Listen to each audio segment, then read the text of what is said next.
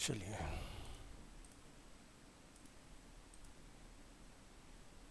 एक फोल्डर बनाते हैं आज की डेट में रिकॉर्डिंग ऑन। यस,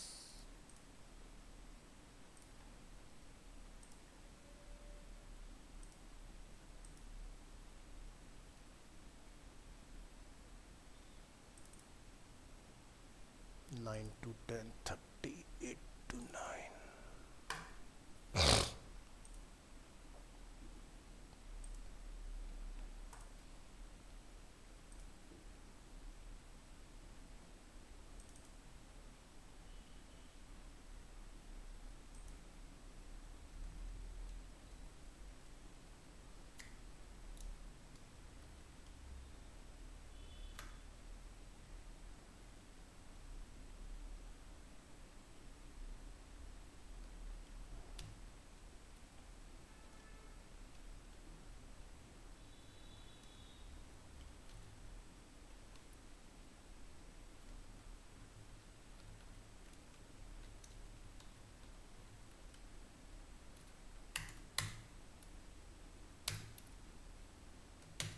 मंथ है जुलाई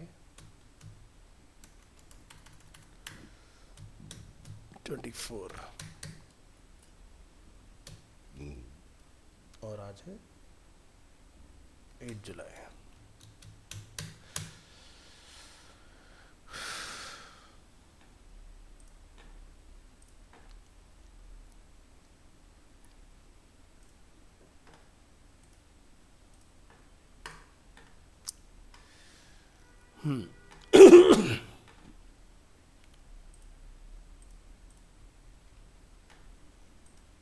तो फर्स्ट फाइल क्रिएट करते हैं और रिएक्ट इंट्रो के नाम से एक्सटेंशन .html और इसको ओपन करेंगे वेब ब्राउज़र में। इंट्रोडक्शन देखें। What is react? React, sometimes referred to as a front-end JavaScript framework, is a JavaScript library created by Facebook। यानी कि इससे पहले जो हम लोगों ने PHP पढ़ा है वो भी Facebook के थ्रू ही क्रिएटेड है, और जो आप लोग React में कंटिन्यू कर रहे हैं ये भी Facebook के थ्रू क्रिएट किया गया है। React को Facebook की रिक्वायरमेंट तब आई जब आप देखते हैं कि Facebook में पिछले 7-8 साल से हम लोग एक फीचर देख रहे हैं विच इज़ कॉल्ड टाइमलाइन, जहाँ पर आप इन्फिनाइट स्क्रॉल करते चले जाते हैं और आपका पेज कभी एंड नहीं होता है। ठीक है, और स्क्रॉल डाउन करते करते आप उस पॉइंट तक आ जाते हैं जहाँ पर आपकी डे 1 यानी कि फर्स्ट टाइम आपकी जर्नी स्टार्ट हुई होगी। ठीक है, तो ये पॉसिबल कैसे हो पाया है कि एक ही स्क्रीन में हम लोग स्क्रॉल करते जा रहे हैं और हमारा पेज स्क्रॉल डाउन होते जा रहा है उसके अंदर। तो ये पॉसिबल होता है रिएक्ट के थ्रू, बिकॉज रिएक्ट जो होता है वो ना वर्चुअल डोम को यूज़ करता है instead of DOM manipulation. React is a tool for building UI components। UI component जो कि आप लोग ऑलरेडी पढ़ चुके हैं जावास्क्रिप्ट वगैरह के अंदर, बूटस्ट्रैप के अंदर। सो यहाँ पर भी आपके कंपोनेंट्स होते हैं, जैसे कि साइन इन साइन अप आप मान लीजिए एक अपना आप में कंपोनेंट हो गया, या जैसे कि फुटर एक अपना आप में कंपोनेंट है, या नैब बार अपना आप में कंपोनेंट है। तो यहाँ पर सेक्शंस जो होते हैं उनको हम लोग कंपोनेंट के नेम से कॉल करते हैं। So how does React works? तो React creates a virtual DOM in memory, यानी कि जो हमारा ब्राउज़र होता है उसमें क्या करता है, ये एक वर्चुअल डोम क्रिएट करता है। DOM stand for document object model. Instead of manipulating the browser DOM directly, React creates a virtual DOM in memory where it does all the necessary manipulating before making the changes in the browser DOM. So React only change what need to be change. For example, अगर हम यहाँ पर एक example से देखना चाहें इसको, जैसे कि YouTube पर आइए, अभी आप देखेंगे मैटर यहाँ पर लोड हो जाएगा इस तरह से। ठीक है, तो मान लीजिए कि अब मैं शॉर्ट्स पर यहाँ पर क्लिक करूँगा तो ये क्या करेगा, सिर्फ उतना ही पार्ट चेंज करेगा जितने पार्ट के चेंजेस के में रिक्वायरमेंट है। फॉर एग्जाम्पल, हमारा जो साइड बार हम लोग देख रहे हैं, या जो टॉप में हम लोग सर्च बार अपना देख रहे हैं, या नेविगेशन जो अवेलेबल है यहाँ पर, ये चेंज हमारा नहीं होगा। आप क्लिक करें इसके ऊपर और आप देखिए उतना कंटेंट आपका चेंज होकर आ गया इसके अंदर। सो ये पॉसिबल कैसे होता है? ये पॉसिबल होता है बेसिकली आपका जो हम लोग यहाँ पर देख रहे हैं मेमोरी डोम की हेल्प से। सो ये जो डिज़ाइन हम लोग देख रहे हैं बना हुआ, ये बेसिकली बना है एंगुलर जेएस के अंदर, क्योंकि यूट्यूब जो है वो गूगल का पार्ट है, और गूगल में जितना भी काम होता है बेसिकली आपका डिज़ाइनिंग से रिलेटेड या फ्रंट एंड से रिलेटेड जितना भी वर्क है वो एंगुलर जेएस के थ्रू होता है। सो एंगुलर को जो डेवलप किया है वो बेसिकली आपका गूगल ने किया है, रिएक्ट को जो डेवलप किया है वो आपका फेसबुक ने किया है। तो दोनों ही फ्रंट एंड डेवलपमेंट के लिए यूज़ होते हैं, और दोनों में एडवांटेज है कि यहाँ से एक लाइट वेट हम लोग ऐप अपना क्रिएट कर पाते हैं। ठीक है। सो जैसे कि एक और एग्जांपल अगर हम लोग यहाँ देखें कि भाई जब आप फेसबुक को रिक्वेस्ट करते हैं तो, या आप फ्लिपकार्ट को रिक्वेस्ट करते हैं, तो जैसे आप एंटर करते हैं इंस्टेंट यहाँ पर कंटेंट आ जाता है आपके सामने, लाइक जैसे कि पहले से सब कुछ ओपन रखा हो यहाँ पर। सो इतना फास्ट ही कैसे वर्क कर रहा है? तो इसके फास्ट वर्क करने के पीछे का रीज़न एक ही है, क्योंकि फेसबुक फ्लिपकार्ट भी रिएक्ट का ही यूज़ करके डिज़ाइन किया गया है। ठीक है। तो जहाँ पर भी आपको लगता है कि इंस्टेंट रिक्वेस्ट करने पर हमें इंस्टेंट आउटपुट मिल रहा है, विच इज़ रिएक्ट या फिर एंगुलर। अब ये पता कैसे चलेगी कहाँ पर रिएक्ट यूज़ हो रहा है, कहाँ पर कौन सा डिफरेंट यूज़ हो रहा है?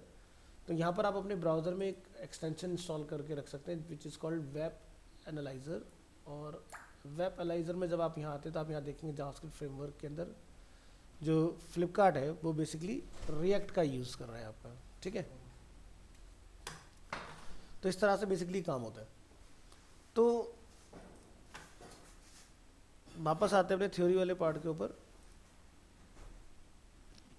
तो यहाँ पर हमने एक स्टेटमेंट देखा, React finds out what changes have been made and changes only what needs to be changed.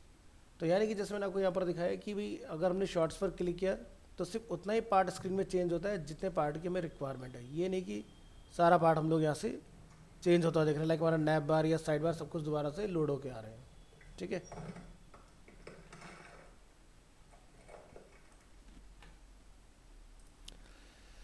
React.js history. Current version of React.js is version 18.0, जो कि लास्ट आपका अप्रैल 2022 में आया था। Initial release to the public version 0.3.0 was in July 2013। React.js first use in 2011 for Facebook news feed features, जिसको हम लोग timeline के नाम से जानते हैं। And current version of create React app is version 5.0.1, जो कि अप्रैल 2022 का अपडेट है आपका। और create react app includes built tools such as webpack, bevel and ECMAScript.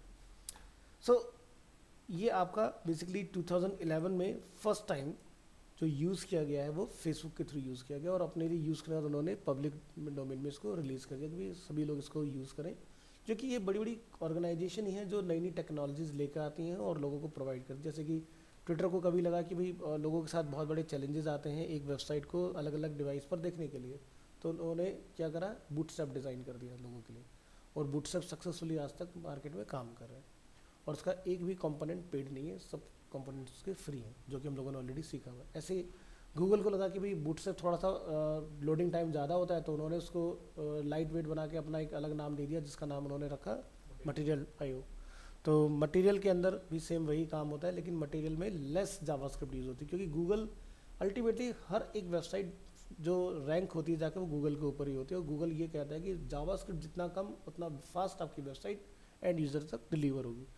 But कई बार क्या होता है कि हम लोग जब सीख रहे होते हैं तो हमें लगता है कि वेबसाइट के अंदर सो मैनी डिफरेंट एनिमेशंस हो, यूज़र ज़्यादा उनके साथ इंगेज होता है, बट होगा तो तभी ना जब यूज़र उसको खोल पाएगा, एक्सेस कर पाएगा। जब एक्सेसिबल ही नहीं होगा पेज आपका, तो यूज़र कैसे इंगेज होगा? तो पहली चीज़ ये कि लैंडिंग पेज जो होना चाहिए आपका वो इतना फास्ट हो कि यूज़र रिक्वेस्ट करे फटाक से खुल जाए, ताकि आगे की चीज़ों के लिए वो वेट अगर से करना पड़ा तो चलेगा। जैसा आप यूट्यूब चला रहे हो, अब यूट्यूब ही ना खुले तो आप मूवी की जो अगर कोई कंटेंट अगर आप देख रहे हो उसमें बफरिंग आ रही है, तो आप क्यों देखोगे उस चीज़ को जब पेज ही नहीं खुलेगा? तो पहली चीज़ ये कि यूज़र का इंटरेस्ट डेवलप करो अपने जो भी आप सर्विस है, जो भी आपका प्रॉपर्टी है, देन उसके बाद आप धीरे धीरे उसके टाइम को कंज्यूम कर सकते हो। स्टार्टिंग में ही बिना अपने बारे में ज़्यादा कुछ एक्सप्लेन किया आप किसी का टाइम नहीं ले सकते। ठीक है। तो गूगल यही कहता है हमेशा कि पहले अपने आप को पॉपुलर बनाओ, लोगों को नीड जनरेट करो। जैसे फ्लिपकार्ट है, आज की डेट में हमें पता है मार्केट में 2 ही यूनिकॉर्न अवेलेबल है, अमेजॉन एंड फ्लिपकार्ट। सबसे ज़्यादा ऑनलाइन परचेजिंग जो होती है यहीं से होती है। तो कल को मान लो वेबसाइट अगर स्लो भी हो जाती है, लोग वेट करते हैं। अब सोचो कि वेबसाइट खुले ही ना बिल्कुल, तो वहाँ पर एक्सपीरियंस ख़राब हो जाता है यूज़र का। ठीक है, तो फ्लिपकार्ट भी बहुत मिनिमलिस्टिक जावास्क्रिप्ट के साथ बना हुआ है, इसमें ज़्यादा कुछ नहीं है। चलिए, तो ये था इसका एक छोटा सा इंट्रोडक्शन रिएक्ट का। नेक्स्ट हम लोग देखेंगे रिएक्ट में स्टार्ट किस तरह से कर सकते हैं। एक अगर आप इसमें ऐप वगैरह डिज़ाइन करना चाहते हैं, एक न्यू फाइल बनाइए, इसके अंदर right click, new file, second topic react get started. आज ये इसी गड़बड़ कर रहा है। सेम फोल्डर में रखिए file, right click, open with live server. So React getting started.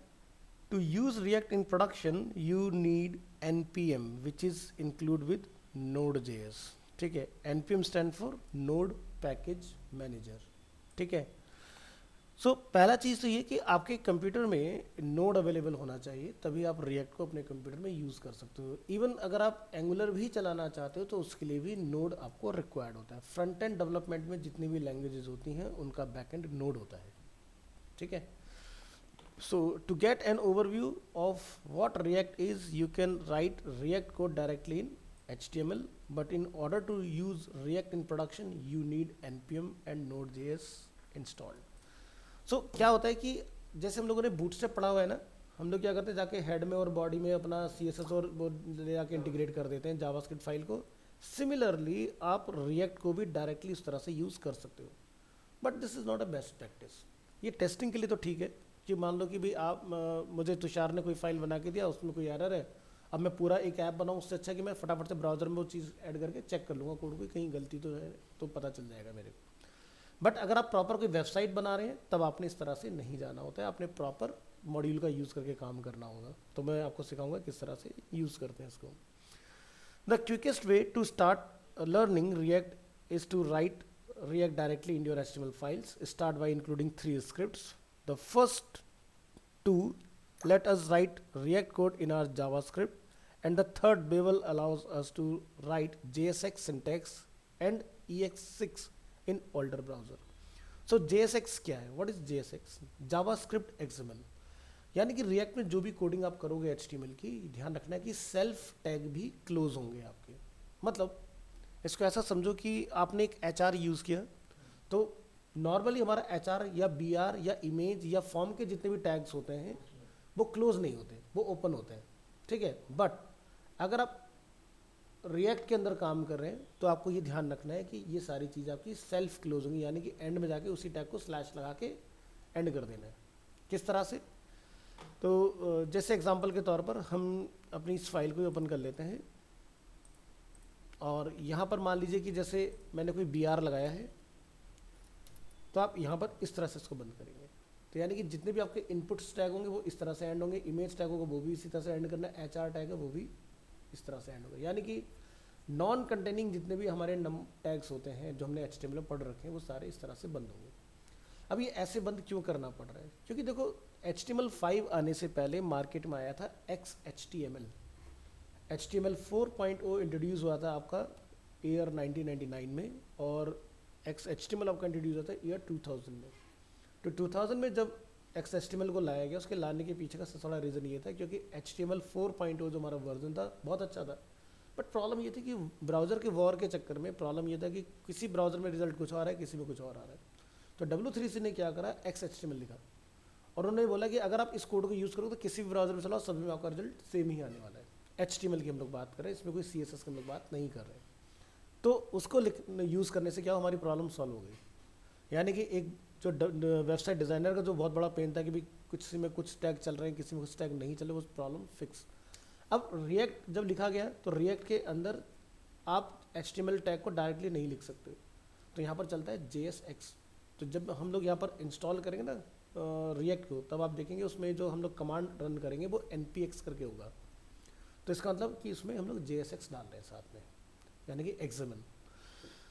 तो यहाँ पर इसको देखने से पहले ज़रा इंट्रोडक्शन ना कंप्लीट करें, फिर आगे बढ़ेंगे। इसको क्लोज कर दो, close close close. So start, ये हमने देख लिया लाइन। ES6 हम लोगों ने क्या है कि ये जावास्क्रिप्ट का अपडेट था बेसिकली, जो कि 2015 में आया, और इसमें जावास्क्रिप्ट की बहुत सारी चीज़ें नई इंट्रोड्यूस हुई यहाँ पे, जैसे कि मैप मेथड एक होता है, यानी कि जनरली हम लोग लूप रन करने के लिए क्या करते हैं, फॉर लूप वगैरह का यूज़ करते हैं, ठीक है।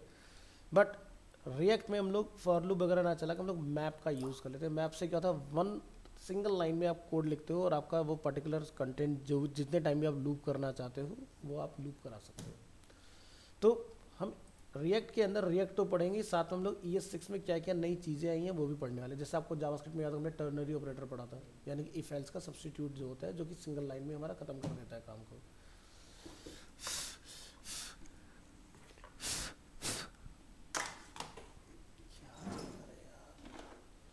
तो शायद से फैन चला लेना हमारे से, हालत खराब हो जाएगी यार।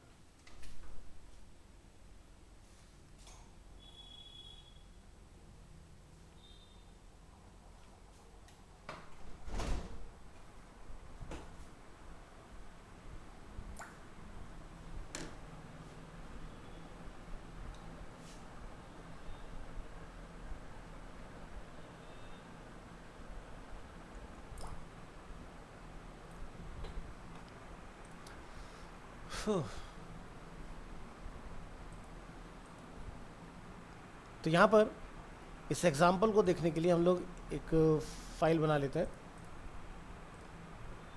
New file. इसको हम लोग यहाँ पर नेम देंगे react.js via CDN। CDN stand for content delivery network. और इस फाइल को हम लोग यहाँ रख लेते हैं। तो यहाँ पर आप देखोगे हमारे पास टोटल 3 फाइलें हैं, ठीक है। जो एक है यहाँ पर रिएक्ट डेवलपमेंट, एक है डोम, और एक है यहाँ पर बेबल। बेबल वाला जो फाइल है, जैसे कि हमने अभी थ्योरी पार्ट में इसके अंदर देखा इधर, ठीक है, इसके अंदर जावास्क्रिप्ट और आपका जावास्क्रिप्ट XML और आपका ES6 जावास्क्रिप्ट की जो 2015 के अपडेट्स है वो सारे इस फाइल के अंदर आपके कंटेन रहते हैं, ठीक है। बाकी ये आपका डेवलपमेंट पार्ट क्रिएट करेगा और ये आपका यहाँ से जो भी आप कोड लिखते हो उसको प्रोसेस करेगा। तो यहाँ पर आप देख रहे हो हमारी फाइल .html ही सेव है, कोई चेंज नहीं है इसके अंदर। बट यहाँ पर हमने एक क्या बनाया, डिव बनाया। डिव क्या है, जिसका आईडी हमने क्या रखा हुआ है, रूट। यानी कि इस स्क्रिप्ट में जो भी आप प्रोसेस करोगे वो डेटा कहाँ चला जाएगा, इसके अंदर जाएगा, ठीक है। तो यहाँ पर हमने एक फंक्शन बनाया हेलो के नाम से, और यहाँ से हमने फंक्शन को रिटर्न किया h1 टैग में, जिसके अंदर हेलो स्टूडेंट्स लिखा हुआ है मैसेज। यहाँ पर हम लोग एक वेरिएबल डिफाइन करें कांस्टेंट, जिसमें लिखा हुआ है container equal to, container is a variable name, document dot get element by IDs root. और रूट को हमने फिर से एक वेरिएबल बनाया यहाँ पर और लिखा क्रिएट रिएक्ट डोम डॉट क्रिएट रूट कंटेनर, यानी कि इस रूट में हमने कंटेनर को कॉल कराया। और यहाँ से हम लोग क्या लिख रहे हैं, रूट डॉट रेंडर, यानी कि इसको जब हम लोग रेंडर कर रहे हैं तो हम लोग क्या बता रहे हैं, अपने फंक्शन का नेम, ठीक है। तो यहाँ पर आप देख रहे हो फंक्शन कुछ इस तरह से जाता है, यानी कि जो भी आप अपना फंक्शन बनाओगे, पहली चीज़ तो ये ध्यान रखना है कि जब भी कोई फंक्शन बनेगा तो जावास्क्रिप्ट का ही सेम कॉन्सेप्ट यूज़ होगा। बस जो डिफरेंस आता है जावास्क्रिप्ट में और रिएक्ट में कि आपका फंक्शन का फर्स्ट लेटर कैपिटल होगा, अगर ये स्मॉल होगा तो काम नहीं करेगा, ठीक है। दूसरा, जब आप फंक्शन को कॉल करोगे तो आपने इसी एंगुलर ब्रैकेट के अंदर कॉल करना है, यानी कि एक टैग की तरह, ठीक है। और सेल्फ क्लोजिंग, अगर सेल्फ क्लोज नहीं करे तो आप हेलो लिख के दोबारा से बंद करोगे, समझ गए। तो इस तरह से रिएक्ट के अंदर काम चलता है। तो अभी जब हम लोग इस फाइल को रन करेंगे तो मेरा जो रिजल्ट यहाँ पर इसके अंदर मेंशन है ये इसके अंदर डिस्प्ले होने वाला है। राइट क्लिक करके जरा ओपन विद लाइव सर्वर करो और कंट्रोल यू प्रेस करके देखो तो यहाँ, अच्छा ये तो भी हमारा उसका आ रहा है ना, राइट क्लिक करो, इंस्पेक्ट कर लो, तो आप यहाँ देख पाओगे कि h1 टैग में यहाँ पर देखो div id रूट में h1 टैग कॉल हो गया अपना। तो इस तरह से, तो ये ध्यान रखना, ये वाला जो प्रोसेस है ये किसी वेबसाइट को बनाने के लिए हमने यूज़ नहीं करना है, ये हमने यूज़ करना है सिर्फ टेस्टिंग पर्पज से, ठीक है। प्रॉपर जो रिएक्ट इंस्टॉलेशन होगा वो मैं आपको सिखाऊंगा कैसे उसके अंदर काम करना होता है। तो ध्यान रखिएगा ये 3 फाइल्स हैं जो आपने इन 3 फाइल्स को अपने हेड में कॉल करना है, यहाँ पर कोई बॉडी वगैरह में कॉल नहीं कराना होता, ठीक है। आपको एक कंटेनर बनाना है जिसमें डेटा रेंडर होगा, अपना स्क्रिप्ट टैग लगाना है, यहाँ पर ध्यान देना है टाइप में लगाना मैंडेटरी है। नॉर्मल जो आप जावास्क्रिप्ट लिखते हो उसमें स्क्रिप्ट टैग डिफाइन होता है, यहाँ पर आपको डिफाइन करना पड़ेगा बेबल का टाइप, टेक्स्ट/बेबल। जैसा आप लिखते हो ना, पहले के टाइम में क्या होता था, हमें टाइप बताने पड़ते थे हर एक चीज़ के, कि type text JavaScript, type text CSS, type text VB script, so many different types होते थे। तो हमारे जो वेब ब्राउज़र होते हैं बाय डिफ़ॉल्ट वो जावास्क्रिप्ट के लिए प्रोग्राम होते हैं, बट हम लोग यहाँ पर जावास्क्रिप्ट नहीं चला रहे, हम लोग React.js चला रहे हैं, यानी कि जावास्क्रिप्ट का रिफाइन वर्जन। तो आपको यहाँ बताना पड़ेगा टेक्स्ट/बेबल, अदरवाइज ये रेंडर नहीं होगा इस तरह से, ठीक है। इस चीज़ का मैं ध्यान रखना है कि पता चला हमने सब कुछ किया लेकिन टाइप लिखना भूल गए तो दिक्कत आएगी आपको, ब्राउज़र अंडरस्टैंड नहीं करेगा। इधर आ जाइए, और अब हम लोग यहाँ पर देखते हैं, अगर इसको आप क्लिक करोगे तो ये फाइल आपकी खुलेगी जब आप डायरेक्टली इसको चलाओगे। और हम इसको यहाँ पर डायरेक्ट चला के भी देख लेते हैं एक बार। हम लोग काम कर रहे हैं डेस्कटॉप, एक बार देख लेना फाइल फोल्डर से बाहर ना हो, अंदर ही है, ठीक है। डेस्कटॉप पर जाने के बाद हमारा फोल्डर है MWF के अंदर हम यहाँ पर काम कर रहे हैं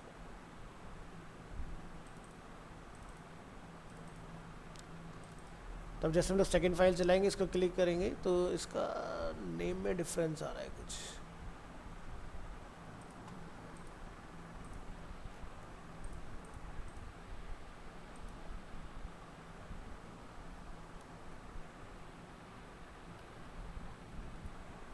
और इसको यहाँ अपडेट कर देना है इसमें।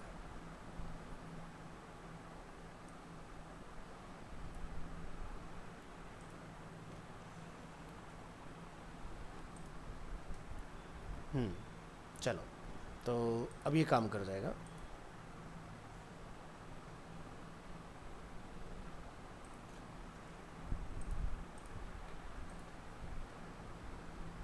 ये देखो आ गया रिजल्ट। अब आप क्लिक करेंगे यहाँ से तो वर्क करेगा।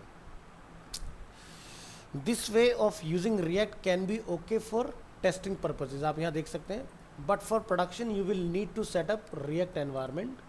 सो रिएक्ट एनवायरनमेंट को हम लोग किस तरह से सेट करते हैं, सबसे पहली चीज़ आपको यहाँ पर आना है, लिखना है डाउनलोड Node.js, एंटर करेंगे तो आपके सामने ये लिंक ओपन होगा, इसको आपने क्लिक कर लेना है यहाँ से। इसका लिंक मैं आपके साथ शेयर कर दूंगा, इसको आप यहाँ से देख लीजिएगा। तो यहाँ से आप इंस्टॉल नोड फॉर किसके लिए आप करना चाह रहे हैं वो आपको सारे कमांड्स वगैरह यहाँ से मिल जाएंगे इसके, ठीक है। तो यहाँ से डाउनलोड पर आप क्लिक करें तो आपको यहाँ से इस तरह से ऑप्शन मिल जाएगा। बाकी आप यहाँ से भी बैक अगर हम लोग आते हैं, जैसे किसके लिए आप डाउनलोड करना चाह रहे हैं, फॉर विंडोज़ या फिर मैक, लिनक्स, जिसके लिए आप करना चाहें उसके लिए आप डाल सकते हो। तो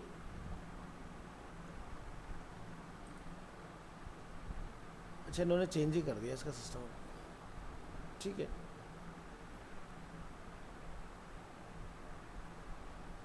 तो डाउनलोड करोगे इसका ना एक छोटा सा पैकेज आपको रिसीव होता है, ज़्यादा हैवी नहीं होता है, ठीक है। 20-25 MB समथिंग का ऐसा कुछ आएगा। डाउनलोड करने के बाद आपने सिंपल जैसे आप सॉफ्टवेयर इंस्टॉल करते हो और क्लिक करके नेक्स्ट नेक्स्ट नेक्स्ट अपना इंस्टॉल कर लेना है।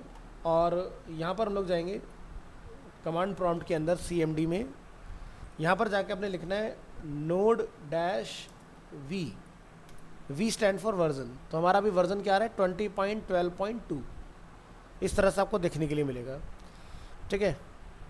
तो मेरा जैसे 20.12.2 है, यहाँ पर कितना है 20.15.0, ये लेटेस्ट आ गया इसके अंदर, तो लेटेस्ट वाला डाल लेते हैं। तो जैसे मेरे पुराने नोड यहाँ पर पड़े हुए, स्टार्ट डाउनलोड, ओपन करेंगे फोल्डर, आप देख सकते हो 25 MB समथिंग का है ना, 25.2। चलो लेटेस्ट इंस्टॉल करेंगे, यहाँ से करते हैं डबल क्लिक, आप भी देख लो किस तरह से करना है। यहाँ से थोड़ा सा वेट कीजिएगा, ये कॉन्फ़िगर करता है, देन नेक्स्ट का ऑप्शन आपको आ जाएगा। ये देखो आ गया इस तरह से, यहाँ से करना है नेक्स्ट, एक्सेप्ट करेंगे टर्म्स एंड कंडीशन। बहुत सिंपल इंस्टॉलेशन है। कहाँ पर इंस्टॉल करना है, C ड्राइव, इसमें कोई भी चेंज नहीं करना, डिफ़ॉल्ट रहने दीजिएगा और इंस्टॉल।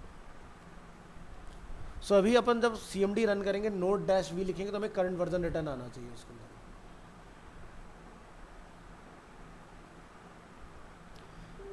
तो जिस भी ऑपरेटिंग सिस्टम में आप लोग काम कर रहे हो, चाहे वो आपका मैक हो या जो भी है, तो आप वैसे तो ऑटोमेटिकली डिटेक्ट कर लेता है आपके कंप्यूटर को कि आपका कंप्यूटर क्या है जब आप यहाँ पर आते हो उसके अंदर। अदरवाइज जैसे आप यहाँ पर लिंक पर क्लिक करेंगे तो यहाँ से आप जाके चूज़ कर सकते हैं कि कौन सा वर्ज़न मुझे चाहिए। ठीक है, सारे वर्ज़न आपको मिलेंगे इसका, लोअर से लेके लेटेस्ट तक। और यहाँ से विंडोज़ मैक लिनक्स जो भी आपको लेना है, तो जैसे अभी हम लोग 20 चला रहे हैं, लेकिन आप देखोगे तो इसके ऊपर भी अवेलेबल है 21.7 एंड 22.4.0। बट ये डिफ़ॉल्ट में 2 वर्ज़न नीचे इसलिए देता है क्योंकि ये सबसे स्टेबल वर्ज़न है आपका, वो भी क्या टेस्टिंग फेज़ में है। तो अगर आप टॉप पे जाओगे चलेगा, ऐसा कोई दिक्कत नहीं है, लेकिन हो सकता है कोई चीज़ आपको प्रॉब्लम क्रिएट कर जाए। सो बेटर इसकी 2 वर्ज़न लोअर पे आपको चलना है, डिफ़ॉल्ट आपको खुद से रिकमेंड करेगा। तो इंस्टॉलेशन इज़ डन, यहाँ से इसको हम लोग क्लोज करेंगे।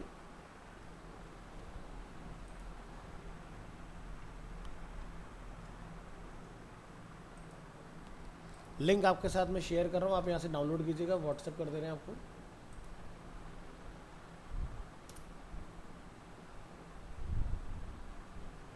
देखिए ना, सही ग्रुप में आया, आ गया, ठीक है। चलिए तो वापस से CMD ओपन करेंगे, CMD कमांड प्रॉम्प्ट, और यहाँ पर जाके आप देखेंगे command node dash V enter करेंगे और 20.15.0 हमारा नोड का लेटेस्ट वर्जन आ गया। ठीक है,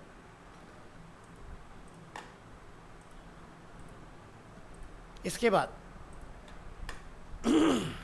अपने थ्योरी पार्ट पर आइए। If you have npx and node.js installed, you can create a React application by using create react app command. ठीक है, if you have previously installed create react app globally, it is recommended that you uninstall the package to ensure npx always use the latest version of create react app. तो हमने latest already install कर लिया अपना। To uninstall, run the command npm install -gg stand for global create react app, इससे uninstall हो जाएगा। और run this command to create a React application named my React app. तो आप यहाँ से लिखेंगे npx create react app my React app. तो जो भी आपको नाम रखना है आपने यहाँ से कॉपी कर लेना है इस नेम को, और जिस फोल्डर में आप डालना चाहते हो, जैसे कि हम आज की डेट में यहाँ पर काम कर रहे हैं, तो मैं डेट वाले में चलाऊँगा थ्योरी, इसके बाहर हम लोग रखेंगे अपना ऐप। तो यहाँ पर आपने एड्रेस बार पर देखो क्या करना है, लिखना है CMD। इससे फ़ायदा क्या हुआ कि मुझे डायरेक्टली वो लोकेशन मिल गया जहाँ पर मुझे अपना ऐप इंस्टॉल करना है। यहाँ पर आके आपने राइट क्लिक करके पेस्ट कर देना अपनी कमांड को, क्योंकि कमांड प्रॉम्प्ट के अंदर Ctrl+V नहीं चलता है, माउस का राइट क्लिक पेस्ट का काम करता है। अब आपको यहाँ पर अपनी ऐप का नाम क्या रखना है वो आप चूज़ कर लो। जैसे मैं रख देता हूँ माई ऐप। जैसे हम लोग यहाँ पर एंटर करेंगे, आप यहाँ देखिएगा एक फाइल फोल्डर बन के काम स्टार्ट हो जाएगा।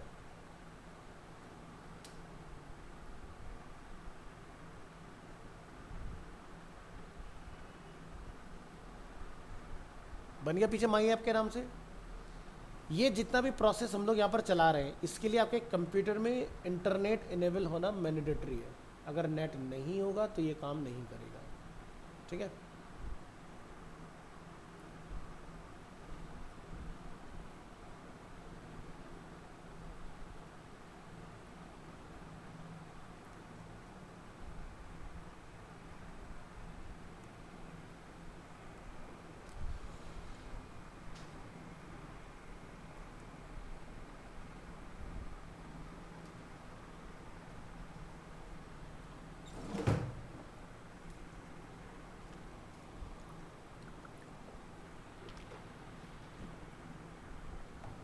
अब चला, शायद ठंडी हवा आ रही है। आई थिंक इसमें डस्ट आ गई सब, इसलिए ट्रिप मार रहा है बार बार।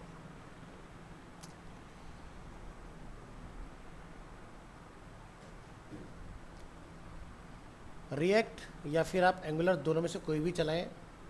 कहने के लिए कहते हैं ना कि कोडिंग ज़्यादा लोड नहीं लेता है, बट रिएक्ट और एंगुलर अच्छा खासा कंप्यूटर पे लोड डालती है। तो पीसी अच्छा होना चाहिए, जनरेशन बढ़िया होना चाहिए, तभी अच्छे से काम करता है, अदरवाइज ये इंस्टॉलेशन में ही परेशान कर देगा।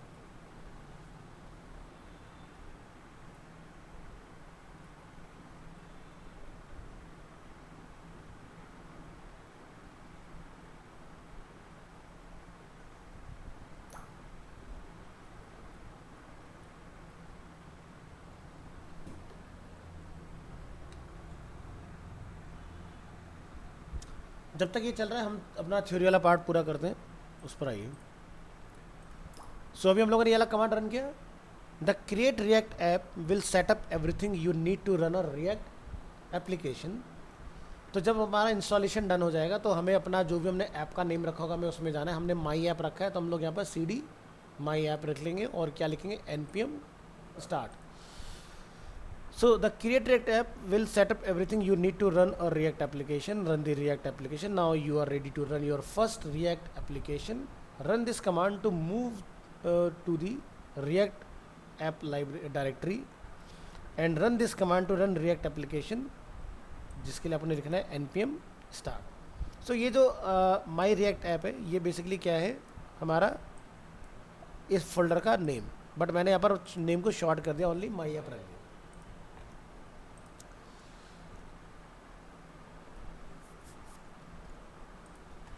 जब तक ये होता है तब तक हम लोग आगे का पार्ट देखते हैं।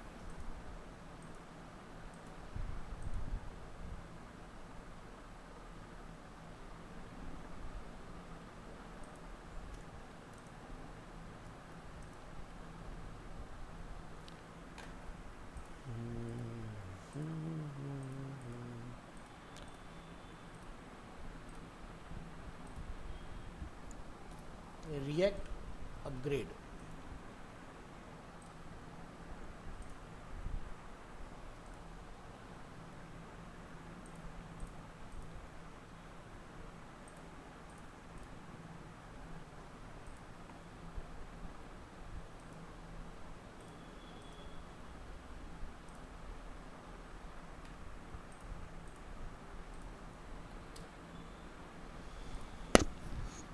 अब मान लो कि आपने किसी प्रोजेक्ट पे काम किया और तब आपका रिएक्ट जो है लेटेस्ट वर्जन नहीं आया था, ठीक है, तो हम अपने एग्जिस्टिंग ऐप को लेटेस्ट ऐप में अपग्रेड कैसे करें।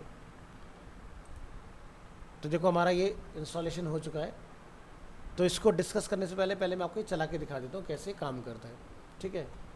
तो पहले जितनी फाइल्स हमारी ओपन है उसको हम लोग बंद कर लेते हैं, और जब आपका इंस्टॉलेशन अच्छे से हो जाएगा तो यहाँ पर आप ध्यान से देखें, ये हमने यहाँ पर देखो कमांड रन किया था अपना, ठीक है, npx क्रिएट रिएक्ट ऐप, जो भी आप अपने एप्लीकेशन का नेम रखना चाहते हैं। ध्यान रखें कि जहाँ पर आप इसको इंस्टॉल कर रहे हैं उसमें स्पेस वगैरह नहीं चाहिए होता, अगर स्पेस होगा तो ये नहीं चलता है। नेम में आप देख सकते हो मैंने हर जगह पर क्या है, डैश लगा हुआ है, इसीलिए।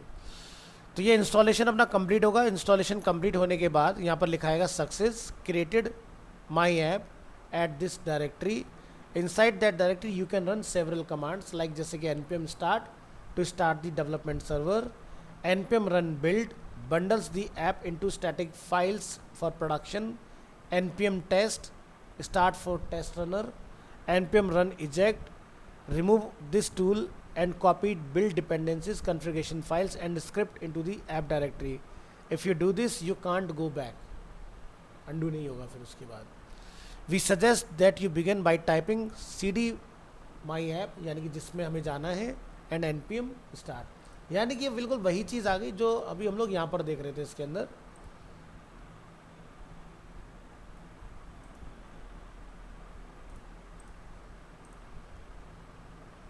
ये वाला है ना, तो आप दोनों जगह से चला सकते हो, चाहो तो कमांड प्रॉम्प्ट से चला लो उसको, या फिर VS कोड के अंदर अपना खुद का टर्मिनल होता है, ठीक है। तो देखो हमारा ऐप यहाँ पर आ गया, तो आपने क्या करना है, Ctrl+Tilt प्रेस करना है, ठीक है।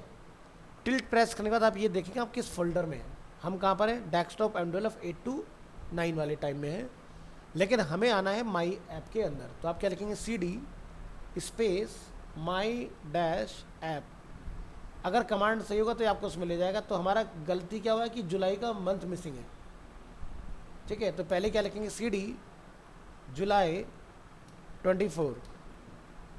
अब इसके अंदर आप अपनी कमांड चलाएंगे माई ऐप, आगे हम लोग माई ऐप के अंदर।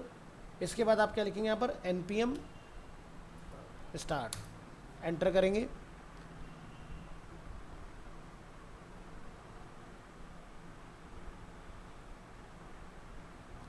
और ये आपका सर्वर देखो इसका स्टार्ट हो गया इस तरह से। तो ये चलता है लोकल होस्ट 3000 के ऊपर। पहली बार में ये टाइम लेगा, उसके बाद में टाइम नहीं लेगा, फिर चलता रहेगा फटाफट। जैसे वो चलाता है ना माई एसक्यूएल का, जब आप जैम्प स्टार्ट करते हो तो पहली बार ही टाइम लगाता है, फिर नहीं लेता टाइम। तो देखो हमारा ये रिएक्ट का अपना इंटरफेस यहाँ पर लोड हो गया। तो लिखा रहा है edit source/app.js and save to reload, ठीक है। तो इसको समझेंगे ये चीज़ें क्या हैं, किधर है। तो देखो जब आप माई ऐप आपने ये जब इंस्टॉल किया तो देखो इंस्टॉलेशन में टाइम क्यों लगा, उसको ज़रा देखो। ये जो अपना फोल्डर है ना, ये तकरीबन 200-250 MB का होता है, दिखाई दे रहा है, 23 MB समथिंग। अब ये लेटेस्ट इंस्टॉल हुआ है तो और थोड़ा सा हैवी हो गया। तो वो जो टाइम कंज्यूमिंग था ना टास्क, उस टाइम पर ये इंटरनेट से फाइल डाउनलोड हो रही थी हमारे कंप्यूटर के अंदर 23 MB की, इसलिए इसको अच्छा नेट चाहिए होता है। तो जब आप कमांड रन करें और आपका नेट आपको लगता है स्लो है, तो बीच में कुछ नहीं करना, कंप्यूटर को कुछ नहीं छेड़ना, चलने देना पहले प्रोसेस, नहीं तो आपका करप्टेड इंस्टॉल होगा, फिर हो सकता है कोई फाइल स्किप हो जाए। तो आराम से डलने दो, 15-20 मिनट जो लग रहा है लगने दो, अगर नेट बढ़िया तो कोई दिक्कत नहीं वाली बात नहीं। तो ये जब आपका इंस्टॉल होकर आ जाए एकदम सक्सेसफुली, जो कमांड मेरे लिखे हुए थे CMD के अंदर वैसा जब आ जाए, इट मीन्स कि बढ़िया से अपना हो गया सारा काम। और यहाँ से आप इसको वेब ब्राउज़र में इस तरह से देखेंगे, ये रिएक्ट का अपना एक न्यूक्लियर की तरह आपको दिखाई देगा चलते हुए।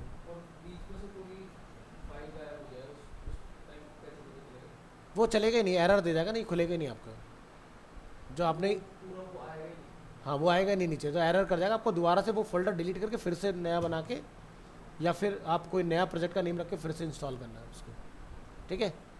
लेकिन जब तक वो सक्सेस ना आ जाए लिखा हुआ सारी कमांड वगैरह ऑटोमेटिक, तब तक वो सक्सेसफुल होगा नहीं, ठीक है। तो देखो यहाँ पर जब आपका इंस्टॉलेशन कंप्लीट होता है तो माई ऐप जो हमारा प्रोजेक्ट है इसके अंदर बहुत सारी फाइल्स आती हैं, ठीक है। तो जैसे कि आप देखोगे यहाँ पर नोड मॉड्यूल्स यहाँ पर अवेलेबल है, एक पब्लिक का फोल्डर है, एक सोर्स है, और नीचे कुछ हमारे पास डिफरेंट फाइल्स हमें दिखाई दे रहे हैं इसके अंदर। तो ध्यान रखना है आपका जो भी ऐप का नेम होगा, जैसे मैंने अभी माई ऐप रखा है, हो सकता है कल को मान लो आपको एपटेक का कोई प्रोजेक्ट आ गया तो ऐप का नेम एपटेक हो जाएगा, अरीना का आ गया तो अरीना रख दोगे। तो समझ गए ना, जो हम लोग फोल्डर का नेम है वो इस तरह से चलेगा, ज़रूरी नहीं कि माई ऐप ही रखना है, वो हमारी चॉइस है क्या रखना है। तो यहाँ पर जो पब्लिक फोल्डर होता है, ये पब्लिक फोल्डर में आपको एक फ़ाइल दिखाई देगा index.html। index.html ये पूरा आपका एक HTML फाइल आपको यहाँ मिल जाएगा। आप यहाँ नोटिस कर पा रहे हो कि जितने भी टैग हैं, क्या दिखाई दे रहा है, सभी टैग सेल्फ क्लोज हो रहे हैं। यही तो हमने बात की थी, JSX यानी कि जावास्क्रिप्ट XML का यूज़ होता है रिएक्ट के अंदर। तो आपकी जितने भी टैग होंगे सब बंद होंगे इस तरह से, सब जितना भी टैग दिखोगे। तो यहाँ पर अगर मैं टर्मिनल को थोड़ी देर के लिए बंद कर लूँ, कंट्रोल टिल्ट से बंद हो जाता है, तो यहाँ पर आपको क्या दिखाई देता है इस फाइल में, डिवाइडी रूट जो हमने नॉर्मल देखा था। और जब मैंने आपको जावास्क्रिप्ट पढ़ाया था तो मैंने आपको पढ़ाया था स्क्रिप्ट और नो स्क्रिप्ट। तो यहाँ पर एक नो स्क्रिप्ट टैग दिखाई दे रहा है। नो स्क्रिप्ट टैग हमें बता रहा है you need to enable JavaScript to run this app. अगर आपके ब्राउज़र में जावास्क्रिप्ट डिसेबल होगी तो ये चलेगा, और अगर आपके ब्राउज़र में जावास्क्रिप्ट इनेबल होगी तो इसके अंदर का आउटपुट आपको देखने के लिए मिलेगा। तो यहाँ पर आप देख सकते हो कोई जावास्क्रिप्ट फाइल दिखाई दे रही है नीचे, नहीं है ना।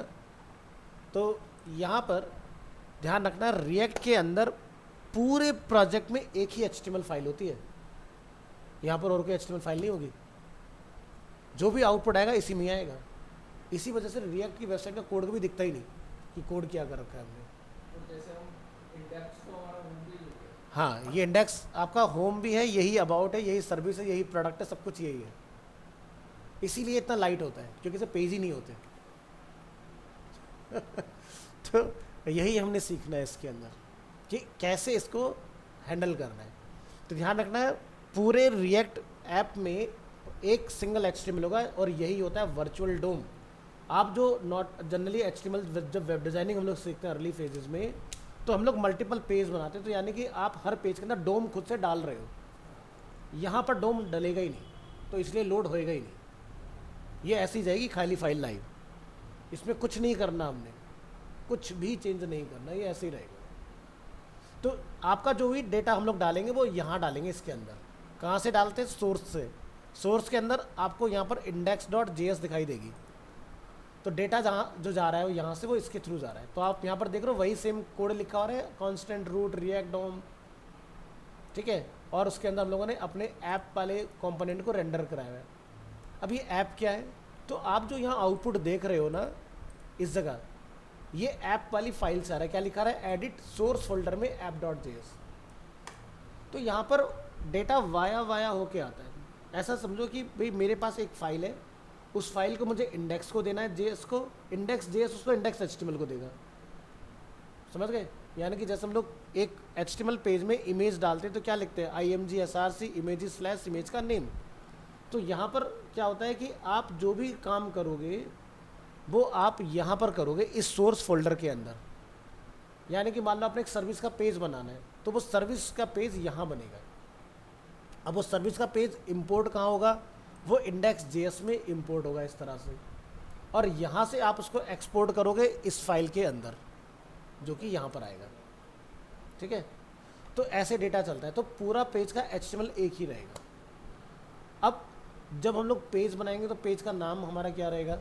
तो आप यहाँ पर ध्यान रखेंगे कि जो भी आप पेज बनाए उसका नाम कैपिटल लेटर से शुरू होगा और .js होगा। यहाँ जो भी पेज बनेगा .js होता है, यहाँ कोई भी पेज HTML होता ही नहीं है, सिर्फ एक ही पेज है जो कि HTML रहने वाला है।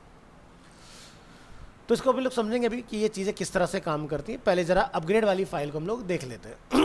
इधर आइए, ओपन करेंगे with live server. Upgrading an existing react application to version 18 only requires 2 step.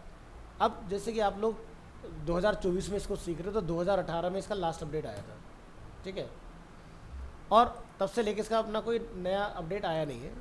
So if you are already using the latest version of create React app which uses React version 18, you can skip this section. अगर आप पुराना कोई app आ जाता है आपके पास update होने के लिए, तो आपने क्या लिखना है? To install the latest version from your project folder, run the following from the terminal. यानी कि आपको पहले उस पर्टिकुलर फोल्डर में पहुंचना है जिसमें आप काम कर रहे हैं, टर्मिनल ओपन करेंगे और उसके अंदर जाके आपने कमांड लिखनी है। सर्वर को रोकने के लिए कमांड होती है Ctrl+C, सर्वर स्टॉप हो जाएगा। ठीक है, Ctrl+C 2 बार प्रेस करना जल्दी जल्दी, एकदम बहुत तेज़ी से, तब सर्वर बंद होता है। तो यहाँ पर आपने ये लाके कमांड चलानी है अपडेट करने के लिए। तो ध्यान रखना, प्रॉपर फोल्डर के अंदर पहुँचना है। यही यहाँ पर लिखा हुआ है, to install the latest version from your project folder, run the following from the terminal. npm node package manager, I stand for install react @latest जो है दिस कॉल्ड फ्लैग। @ से जितनी भी चीज़ें हम लोग लिखते हैं वो फ्लैग होती हैं इसमें। तो रिएक्ट के अंदर हम क्या बोल रहे हैं? लेटेस्ट डालो, और रिएक्ट का डोम जो है वो भी लेटेस्ट इंस्टॉल करो। तो आपका पुराना अगर कोई ऐप होगा या आप कहीं जॉब पर जाते हो और आपके पास कोई पुराना प्रोजेक्ट लेटेस्ट में कन्वर्ट करना है, तो ये कमांड रन कर दोगे तो आपको कुछ भी चेंज नहीं करना है एग्जिस्टिंग प्रोजेक्ट में। सिर्फ ये कमांड चलाओगे, आपका प्रोजेक्ट पूरा अपडेट हो जाएगा नए वर्जन के अंदर। ठीक है, नेक्स्ट स्टेप 2, ये हो गया 1, use that new root API। आपने यहाँ पर जाके लिखना है in order to take advantage of React 18। तो यहाँ से आप लिखेंगे current features, you will need to use the new root API for client rendering. Import React DOM from React DOM, React DOM render जो भी आपके एप्लीकेशन का name है, document.getElementById रूट, एंड उसके बाद में आपको लास्ट में लाके ये डालना है। तो ये टॉप में कॉल होगा, ये पहले पुराने वाले वर्जन में ये चलता था, लेटेस्ट वाले वर्जन में ऐसे लिखा जाता है। ठीक है, ये चेंजेस आया हमारा। तो ज़रा इसको हम लोग कंपेयर करते हैं, जो यहाँ पर लिखा है import React DOM from React DOM / client.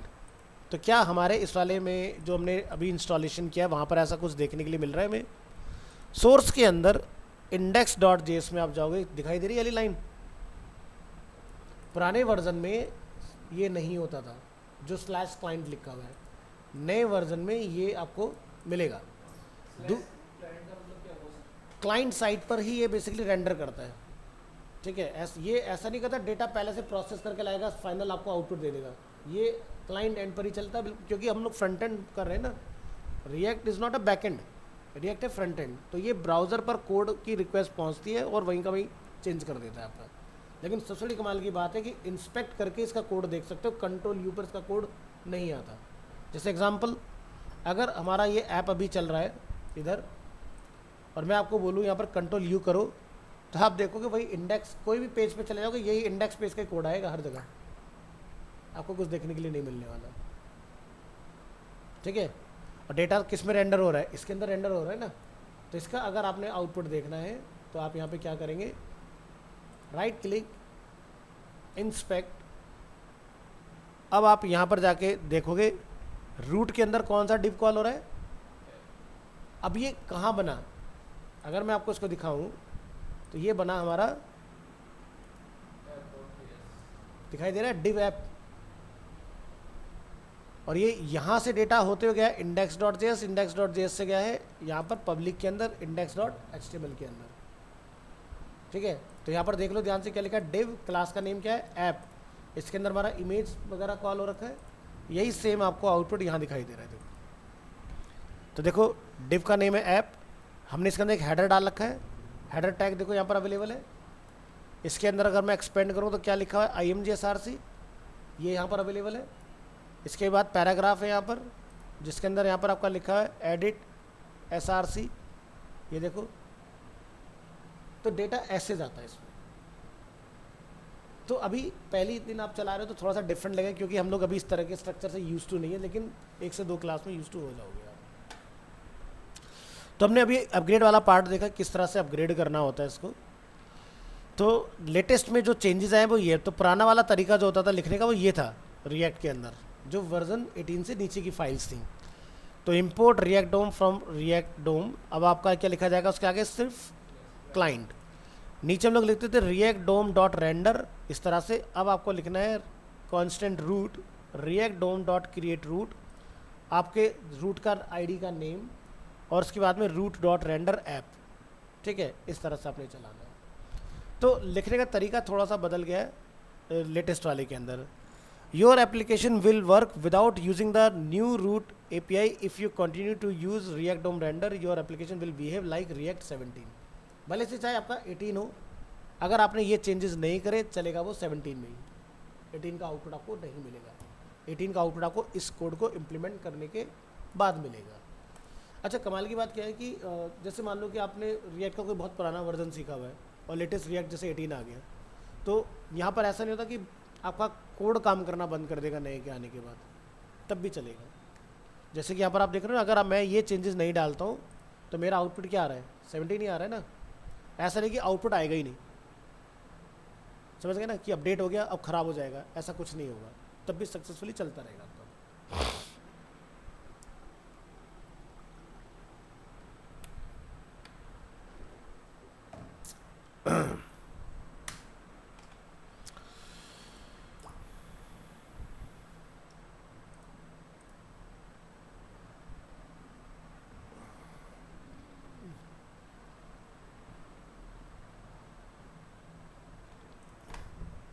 तो चलिए, ये देखा हमने यहाँ तक। अब इसके बाद मैं थोड़े से चेंजेस वगैरह करके आपको यहाँ से दिखाऊंगा इसके अंदर, अपनी ऐप के अंदर। तो ज़रा इसको ज़रा स्ट्रक्चर को समझते हैं कि ये सब है क्या चीज़ें। तो जब आप अपना ऐप इंस्टॉल करोगे तो पहला आपको फोल्डर मिलता है क्या, node modules. Modules some sort of, ऐसा समझो कि पहले से बने बनाए आपके प्री डिफाइन कुछ चीज़ें हैं जिनको बस प्लग एंड प्ले करना है। जैसे एग्जांपल के तौर पर आप अपने प्रोजेक्ट में बूटस्ट्रैप डालते हो, तो यहाँ पर बूटस्ट्रैप एक मॉड्यूल है। या आप अपने प्रोजेक्ट में jQuery लगाने जा रहे हो तो jQuery एक मॉड्यूल है। या जैसे आप आउल क्राउजल लगाने जा रहे हो तो वो क्या है, एक मॉड्यूल है। मॉड्यूल समझ में आया क्या है, मतलब जो एक लाइब्रेरी वगैरह का पहले से ग्रुप ऑफ सेट्स है, सेट्स ऑफ ग्रुप। तो यहाँ पर इस तरह, हाँ, तो ये सारे पहले से रखे हुए हैं। तो पहली चीज़ ये हमें क्लियर करना है कि आप सोचें कि ये सारे काम में आएंगे, नहीं आएंगे। नोड ने पहले से आपको सब कुछ दे दिया, फिर भी हमारा इतने से काम नहीं चलता, हमें अपनी रिक्वायरमेंट के हिसाब से और डालने पड़ेंगे इसके अंदर। ठीक है, तो ये हो गया हमारा प्लगइन्स सम सॉर्ट ऑफ। दूसरा फोल्डर आपको मिलता है पब्लिक।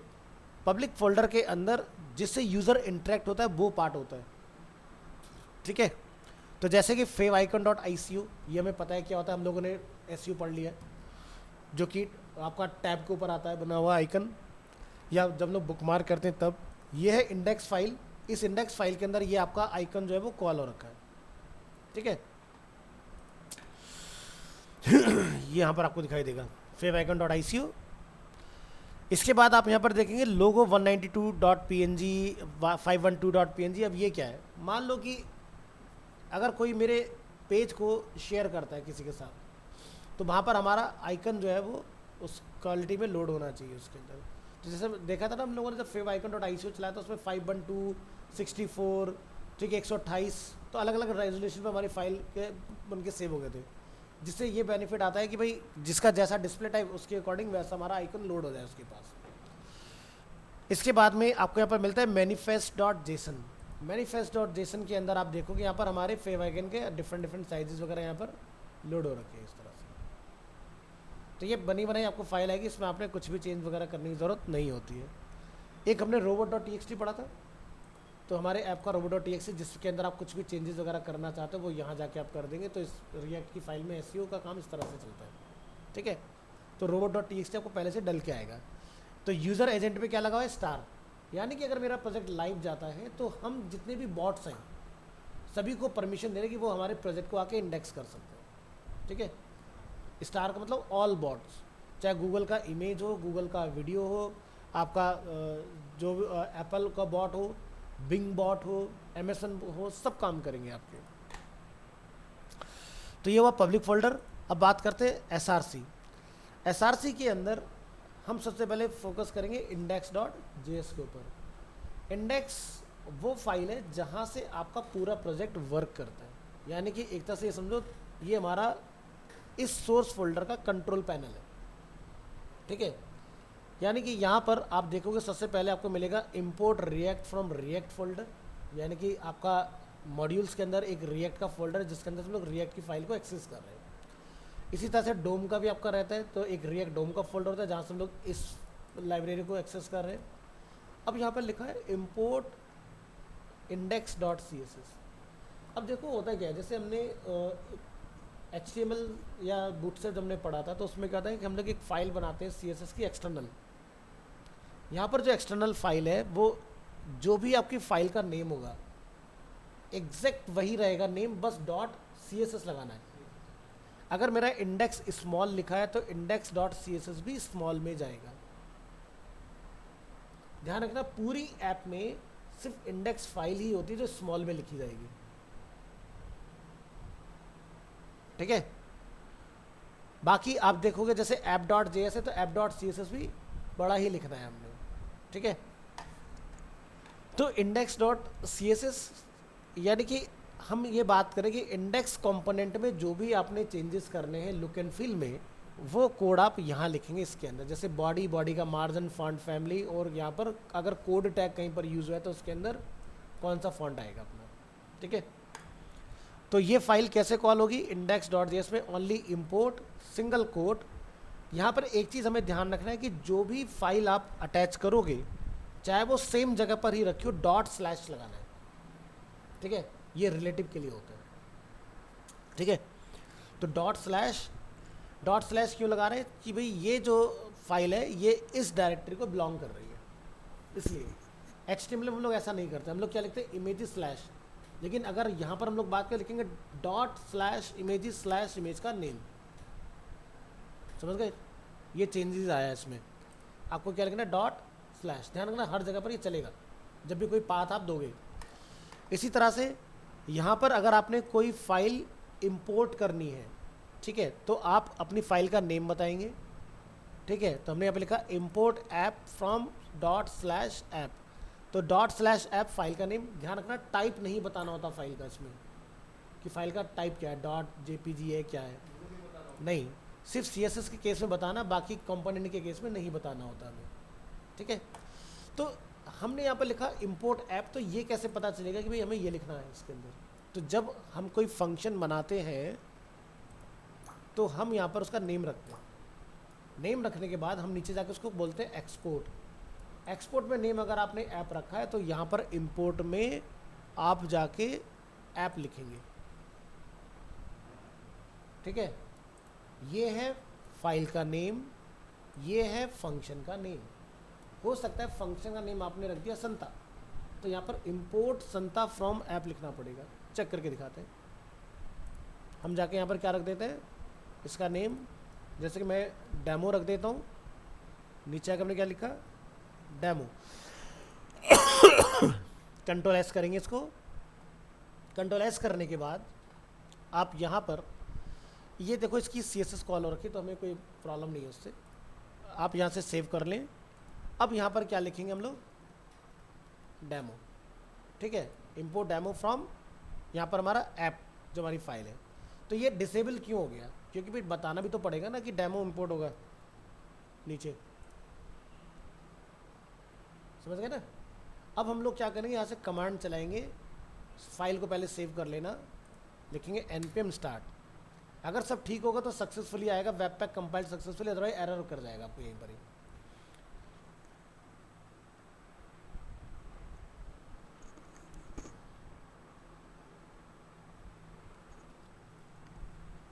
आ गया आउटपुट। राइट क्लिक करेंगे, यहाँ से इसको इंस्पेक्ट कर लेंगे। तो देखो हमारा यहाँ पर लिखा आ रहा है डिव क्लास ऐप। यहाँ से अपना ये हेडर वगैरह सारी चीज़ें बढ़िया से अपनी चल गई इसके अंदर, कोई दिक्कत नहीं।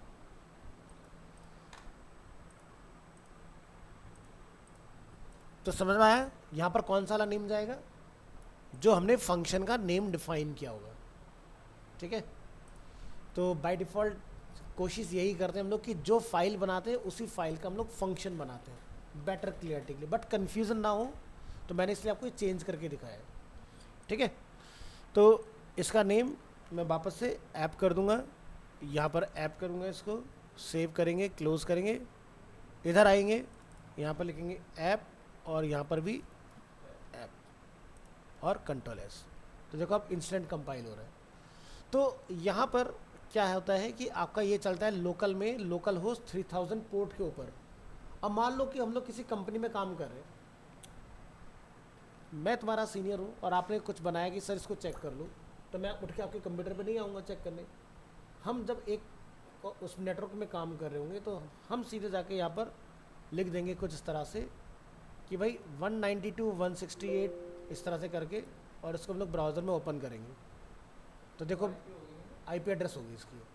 तो अगर हम लोग एक ही नेटवर्क में, अब यहाँ पर जैसे 3 फ्लोर हैं अरीना के, अगर सभी एक नेटवर्क में चल रहे हैं तो कहीं पर भी इस ऐप को चलाया जा सकता है लोकली, उठ के जाने की ज़रूरत नहीं चेक करने के लिए। हम सबके साथ ऐसे होता है या रिएक्ट के साथ ही? रिएक्ट के अंदर ऐसा है, पाइथन में भी ऐसा होता है कि हम पाइथन के अंदर भी नेटवर्क बना के काम कर लेते हैं और सारी चीज़ें कर पाते हैं उसके अंदर, ठीक है। एंगुलर में भी होता है ऐसा, ठीक है।